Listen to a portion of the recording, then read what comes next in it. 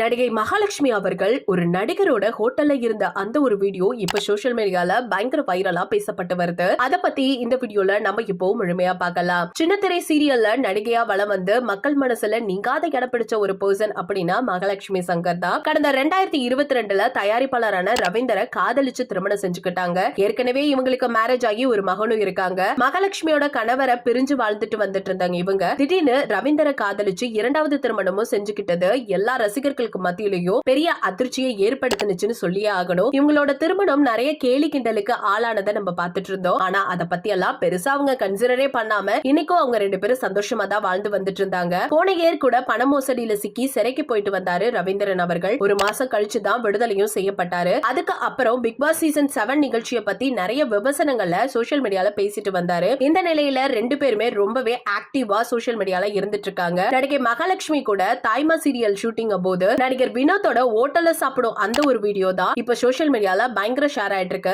இத பார்த்த நிறைய பேர் வந்து கமெண்ட் செக்ஷன்ல கண்டபடி நிறைய விஷயங்களையும் பகிர்ந்துட்டு வந்துட்டு இருக்காங்க. இத பத்தி நீங்க என்ன நினைக்கிறீங்க அப்படிங்கறத மறக்காம நம்ம கமெண்ட் செக்ஷன்ல ஷேர் பண்ணிக்கோங்க. இது போல அப்டேட்ஸ் தொடர்ந்து கேட்கணும் அப்படின்னா நம்ம சேனலை சப்ஸ்கிரைப் பண்ணி வச்சுக்கோங்க.